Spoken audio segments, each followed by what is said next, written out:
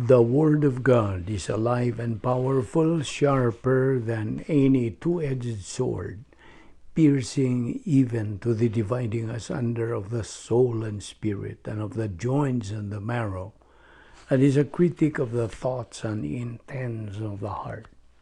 All Scripture is God-breathed and is profitable for doctrine, for reproof, for correction, for instruction in righteousness, that the man of God might be mature, thoroughly equipped unto all good works. Study to show thyself approved unto God, a workman that needeth not to be ashamed, rightly dividing the word of truth. Romans 10:9-13. That if you confess with your mouth the Lord Jesus and believe in your heart that God has raised him from the dead, you will be saved. For with the heart one believes unto righteousness, and with the mouth confession is made unto salvation. For the Scripture says, whoever believes on him will not be put to shame. For there is no distinction between Jew and Greek, for the same Lord over all is rich to all who call upon him. For whoever calls on the name of the Lord shall be saved. Isaiah 55:6-7. Seek the Lord while he may be found. Call upon him while he is near. Let the wicked forsake his way, and the unrighteous man his thoughts. Let him return to the Lord, and he will have mercy on him, and to our God, for he will abundantly pardon. Revelation 3:20. Behold, I stand at the door and knock. If anyone hears my voice and opens the door, I will come in to him and dine with him, and he with me. Hebrews 11:6. Without faith it is impossible to please God. For he who comes to God must believe that he is, and that he is a rewarder of those who diligently seek him. Romans 6:22-23. Having been set free from sin, and having become slaves of God, you have your fruit to holiness, and the end everlasting life. For the wages of sin is death, but the gift of God is eternal life in Christ Jesus our Lord. Proverbs 8:17. I love those who love me, and those who seek me diligently will find me. Before we start our Bible study today, let us have silent prayer using the principle of 1 John 1:9, the rebound technique, if necessary. For you unbeliever, it is not confession that you face, it is faith alone in Christ alone. Therefore, let us pray.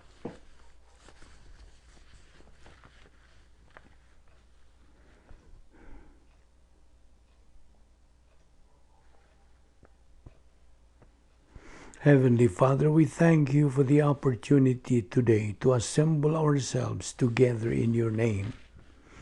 We thank you for the continued freedom that we still enjoy in this country, all through the courtesy of your love, mercy, and grace, which we do not deserve, we do not earn nor work for.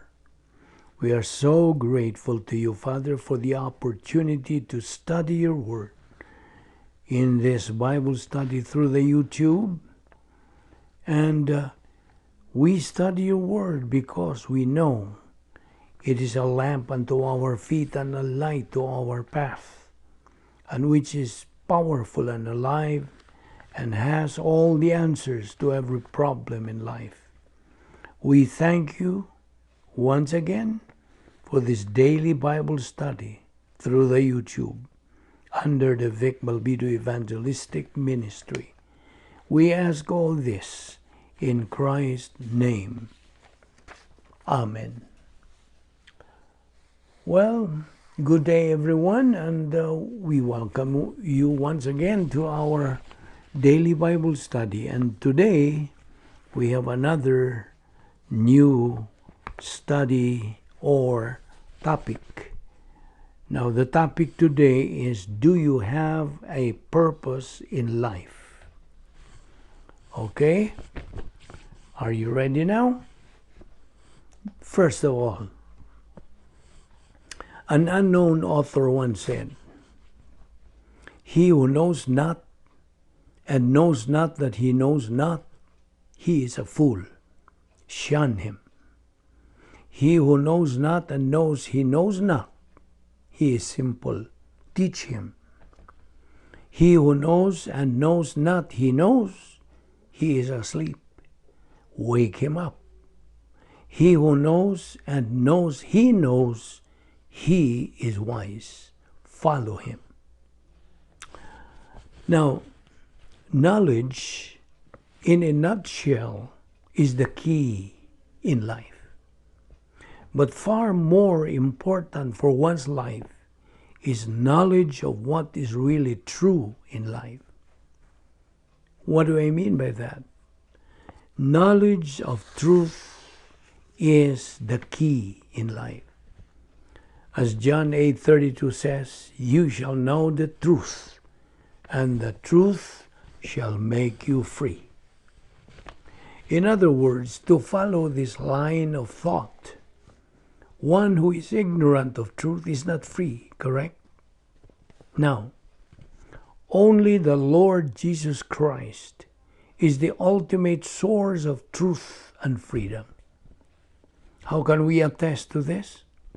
We can attest to this through what the Bible says. The Bible, as we know, is the only source of this information. The Bible containing the Word of God is a very legal book. The whole Bible states God's law, a perfect law. Furthermore, the Bible is God's love letter to man. It is the food for our soul. It is the mind of Christ. And it is the source of knowing salvation. As one believer puts it, the Bible is spelled out as basic instruction before leaving earth. Yes, indeed, it is God's basic instruction manual for every member of the human race. It tells man how to get to heaven. It tells man how to have a permanent relationship with God of the universe, and how to live a life of meaning, purpose, and definition. In short, it tells man who and what God is, and it also tells man who and what he is to God. So, may I ask you tonight this very basic question: do you have a purpose in life? You see, a noted doctor recently said, "Medical science is giving us longer life but no reason to live. Science cannot deal with the purpose to life. Meaningless, frustrated, and happy people are saying that there is no real purpose to life. Well, a person goes to school, graduates, marries, gets a job, has a family, buys a house, works. Then he, what? He retires. And what is next? He dies. Now, my question is this all there is to life? God created man and desires to have fellowship with him. Now, man has number one capacity for fellowship with God. Number two, he has a will, ability to choose. The gospel is the good news for the world. It's the bad news about sin and its consequences that makes the gospel of Christ such good news. Why? Because it is a message for sinners only. Who then are the sinners, you might ask? The Bible informs us the following. Number one, all are sinners. Romans 3:23 says, all have sinned and come short of the glory of God. Number two, all without exception are guilty. Romans 3:19 says, now we know that what things soever the law saith, it saith to them who are under the law, that every mouth may be stopped, and all the world may become guilty before God. Number three, all stand condemned before God. John 3:18 says, he who believes in him is not condemned, but he who does not believe is condemned already, because he has not believed in the name of the only begotten Son of God. And John 3:36 also says, he who believes in the Son has life, but he who does not believe in the Son does not have life, but the wrath of God abideth on him. Number four, all are under the penalty of spiritual death, which is eternal separation from God. Ephesians 2:5 says, it is by grace you have been saved. And number five, all are helpless to wipe out their own guilt. Romans 3:20 says, therefore no one will be declared righteous in his sight by observing the law. Rather, through the law, we become conscious of sin. Now, this blunt description of sinners presents an urgent need for a life-saving solution. The typical human solution is to try to make sure that our good works outweigh the bad and just hope that we will win God's approval. Christ's all-sufficient solution, however, was to perform the ultimate good work on our behalf. He died and paid the penalty for our sins on the cross. Now, we all have a choice to make: accept or reject his solution. It's a matter of choice. So, which choice have you made? Have you accepted Christ's forgiveness, or are you continuing to reject him? Remember God's word, which says, he who believes in the Son has life. He who does not believe in the Son hath not life, but the wrath of God abideth on him. So the message is, believe and go to heaven, or reject and spend eternity in the lake of fire. Choose. Use your God-given free will. Principal Christ is the only way to heaven. All other roads are detours to doom. Now let us remember the fact that life is too short. You may live in this life for 100 years or more than that, but it is still too short. You see, life hangs by a slender thread that can be snapped at any time. God, who owns that life, can snap it in his own perfect timing. The latest count of world population is about 7 billion. More than that. There are 7 more billion souls walking on the face of the earth, with 11,000 people added to that number every single hour. I repeat, every single hour. Of this more than 7 billion population, 900 million of them live in constant pain, including those who survived in devastating earthquakes in different parts of the globe. 70,000 people die annually in traffic accidents, 4 million deaths from TB, and people die every minute by the thousands. Life indeed is fragile.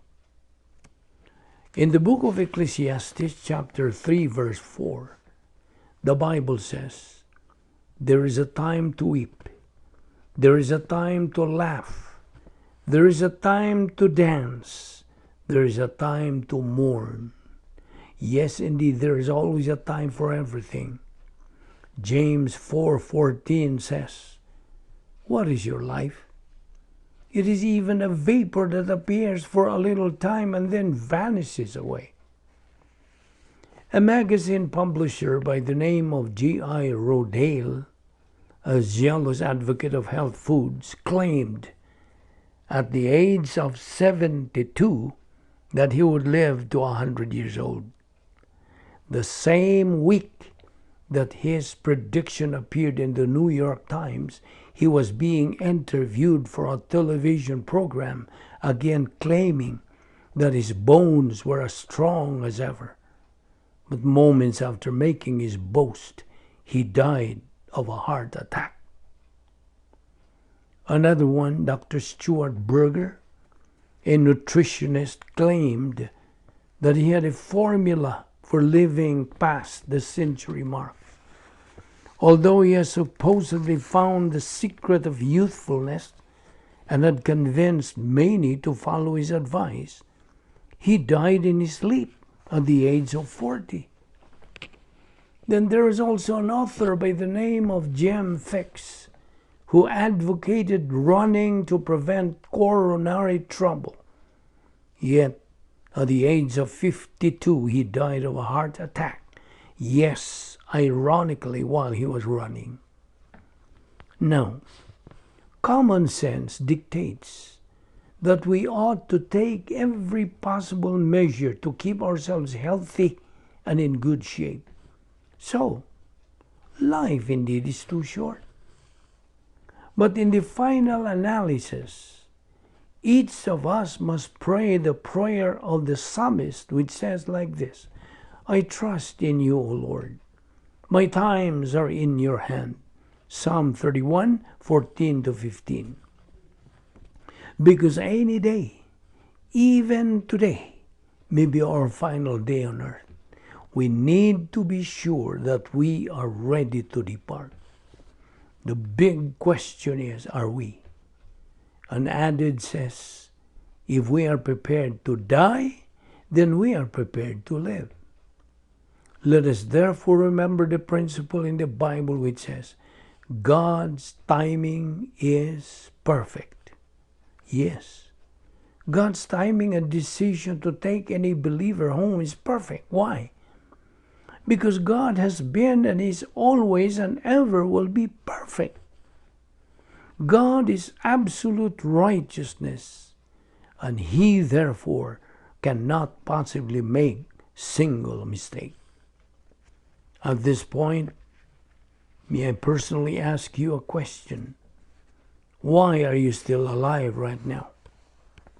Is it because you have been eating delicious food? All of this food? That's why you are still alive? Is that the reason why you are still alive right at this moment? Listen to this. You are still alive right at this very moment because God has a plan for your life. Yes, God has made you alive even right now because He has a plan. A marvelous, fantastic, fabulous plan for your life. If you are an unbeliever listening to this message yet, God wants you to get saved. He wants you to settle your eternal future with God by simply believing in Jesus Christ as your Lord and Savior. And if you are a believer tonight, God wants you to study His Word and grow up spiritually and reach spiritual maturity. That's why you are still alive too. Remember this. God's plan for everyone is the best and the highest. Now, a lot of people today don't really know who and what God is. They think God is the one who just rules and dictates like a dictator. They only call on God when everything goes wrong in their life. And they would cry out the very common cliche, as why did God let this happen to me? They call catastrophes or unusual disasters in this world as act of God or Mother Nature. Actually, they don't know who and what God is. But let me tell you this. God is a giver. God gives out His word so man can know that He has a plan for man's life. God is organized. He is organized because He is perfect. And only a perfect person can produce a perfect plan. Now look at what He designed in the organization of your body and each respective functions in order for you to be alive. You have a heart covered by the sternum. You have a brain encased by the cranium. You have 2 feet, 2 hands, etc. Look at all His creations. The moon, the stars, the galaxies, the space. Why do the stars shine and exist without smashing each other? God the Creator has a perfect design. And His plan for your life is perfect. The best and the highest plan that God can produce. So tonight, my friend, God is just waiting for your decision. The decision to accept His perfect plan of salvation. How? By believing in the Lord Jesus Christ as Lord and Savior, and you are saved. Acts 16:31. But if you reject Christ as Savior, there is a corresponding consequence for that decision. So the message is either you believe or reject Christ. Take note of that verb to believe. The verb to believe needs an object. When you say, I believe in Jesus Christ, I is the subject, to believe is the verb, then Jesus Christ is the object. I represents any member of the human race. To believe is non-meritorious, meaning anybody can believe, but not everybody will believe. Again, because it's a matter of choice. Just as any normal member of the human race has the ability to assimilate solids and liquids, any normal person has likewise the ability to believe in Jesus Christ. Faith, then, is the key to your salvation. Jesus Christ has set you free, and that means you have been released to make your own choice about Him. You have the right to decide either for or against Christ. God, after all, is a gentleman. But also remember that God is perfect justice. He says what He means, and He means what He says. John 3:36 says, He who believes in the Son has eternal life, but he who does not believe in the Son shall not see life, but the wrath of God abides on him. John 3:18, He that believeth on Him is not condemned, but he that believeth not is condemned already, because he hath not believed in the name of the only begotten Son of God. John 1:12 likewise says, But as many as received Him, to them gave He power to become the sons of God, even to them that believe on His name. Ephesians 2:8 and 9 says, For by grace you have been saved through faith, and that not of yourselves, it is the gift of God, not as a result of works, that no one should boast. 1 Timothy 2:5-6 says, For there is one God and one mediator between God and men, the man, Christ Jesus, who gave himself as ransom for all. John 14:6 says, I am the way and the truth and the life. No one comes to the Father but through me. So, may I ask you this question? Do you want to live with God forever and enjoy God's fullness of happiness, as Psalm 16:11 says? Do you want to be very sure of your salvation and be very sure that should you die today, without any shadow of doubt, you're going to be face to face with God in a place where there is no more sorrow, no more pain, no more suffering, no more death, because the old things are passed away. That is how sure and how perfect God is in His promise. All He needs from you is your faith. Not a big, big faith. He only needs a faith as small as a mustard seed. A childlike faith is what God needs from you, and He is going to do the rest. So is there any good reason then why you cannot receive Jesus Christ as Lord and Savior right now? The choice, my friend, is all yours. Since your last day on earth can be so unexpected, take heed of Apostle Paul's inspiring words. Now is the accepted time. Behold, now is the day of salvation. 2 Corinthians 6:2.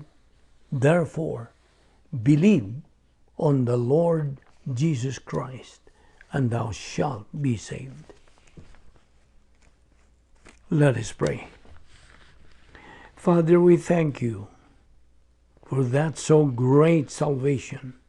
We thank you for sending to us your only begotten Son, and for becoming our substitute in paying for our sins.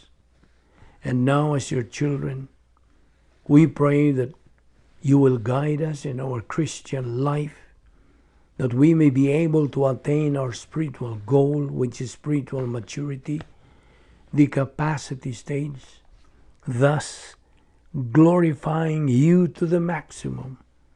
You who deserves all the honor, you who deserves all the respect, all the love, all the adoration, and all the worship, all the praises. All these we ask in Christ's name. Amen.